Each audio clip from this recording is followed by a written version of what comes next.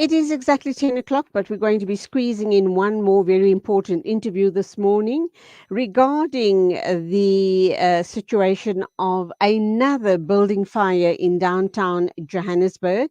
And to talk to us about the housing issue that has further created in Gauteng or Johannesburg is Thando George. She's a candidate attorney and she is at SERI, which is the Socio-Economic Rights Institute of South Africa. A very good morning to you. Welcome to the program. Good morning, and thank you for extending an invite.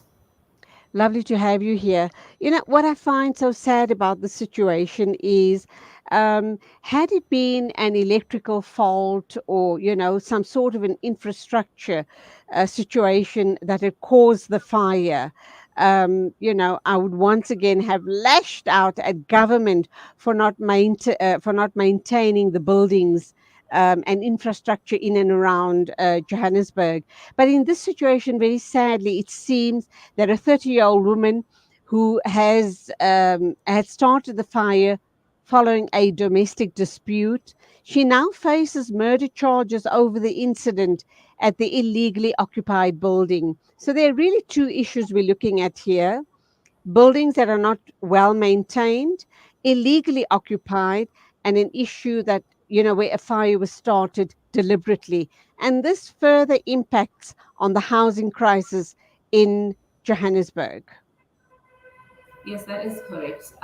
As you know, and as you correctly articulated, that there is a dire issue with housing in Johannesburg in the inner city.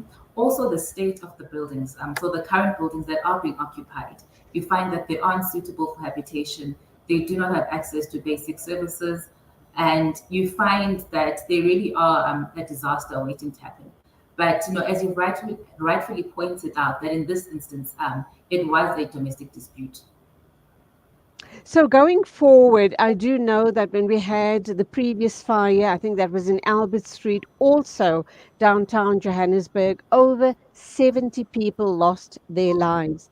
The people that lost their homes have been temporarily sheltered, but possibly not in suitable housing. But anyway, government seems to have made a temporary plan for them. What is Ceres stance on the situation? That's not good enough, is it? No, it isn't. And we've had some engagements with the people that are currently being housed in the temporary accommodation, and they aren't happy with the conditions that they're currently living in. But I think what we as SERI want is for a long term solution for the housing crisis. This isn't a new issue. The government has been aware of the state of the inner city buildings and the state that people are living in. And so, what we've always advocated for as SERI is a long term plan to address the housing crisis. We want a plan to address the state and the condition of the buildings. And as we know, many of these buildings are an incident waiting to happen. And what happened in Marshalltown at the time was a wake-up call. We saw the government, you know, showing an appetite to want to engage with civil society, wanting to have meaningful engagements with the people. But sadly, it's been a few months since that fire, and sadly, nothing has really come of it. Those engagements haven't happened.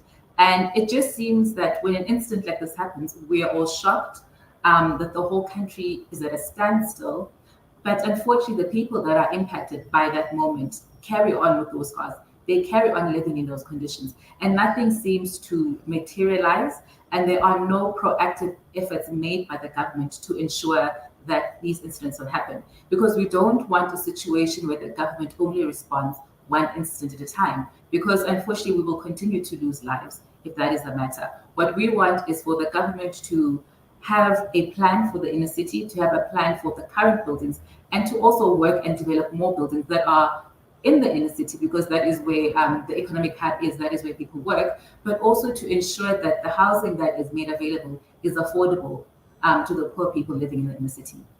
And that's where you come in as the Socio-Economic Rights Institute of South Africa. We are aware that there are very many buildings that are left standing empty for various reasons. The landlords have perhaps skipped the country, or it's just way too difficult for them to upkeep the maintenance of those buildings. So we're not asking government to reinvent the wheel. All we're asking is, you know, rehabilitate those buildings, make it suitable for housing. And I'm sure if they did that, much of our housing problems will have been addressed here in downtown Johannesburg. Yes, that is correct. And it's important to note that the government has a constitutional obligation to provide these services. But it always seems that when it comes to safeguarding the rights of the poor, they are made to feel like they're an inconvenience. Whereas the government is democratically elected to serve the people and to ensure that the rights of the poor are safeguarded and to engage and see what solutions that they can provide to ensure that everyone has access to dignified housing and access to affordable housing within the inner city. So, is SERI busy engaging with government on that situation? What sort of, responses are you getting from government? Because that would be the plan going forward, unless they will then plead poverty and say there isn't money to rehabilitate those buildings.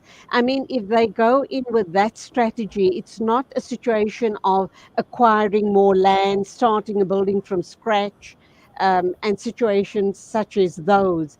Here you have the buildings, it's a matter of rehabilitating them and get people comfortably settled in the inner city, where, as you have indicated, is close to their workplace. So over the years, SERI has engaged or attempted to engage many times with the government. We have released publications, media statements. We, at the wake of the Marshall Town fire, we reached out. We wrote to local government. We even wrote out. We even wrote to the president, saying we would like to engage. That the people want to engage with the government, and we haven't received positive responses to that. Instead, what we have faced is, government going to the media and really having a backlash towards civil society and other NGOs that want to assist the government in terms of improving the lives of the people in the inner city. So we've extensively done research on our side, and we are open to engagements. We are always open to engagements. And as you rightfully pointed out, what we are advocating for is affordable housing in the inner city. The buildings are there. It's a matter of renovating them, ensuring that people have access to basic services in those buildings. And in instances where people are being evicted or they face homelessness, for the government to then intervene in those instances and provide alternative accommodation to those who will be rendered homeless by those evictions. Well, all I can say to you then, Thando, is it's an election year. This is where you grab the opportunity and talk to government again. And hopefully, because they want the votes, they might just, you know, come on board and assist SERI in rehabilitating those buildings and making accommodation available for the poorest of the poor. We hope and pray that you're going to have success, and just keep at it. Just, wear them down till they have no option but to listen to you, hear you, and start being proactive on this situation. Thank you for being with us on the show this morning. Thank you for inviting us. It's 9 after 10 o'clock exactly. This is where we wrap up. Thank you indeed to the production team. That's you, Nasreen Naidu and Abdul Salam.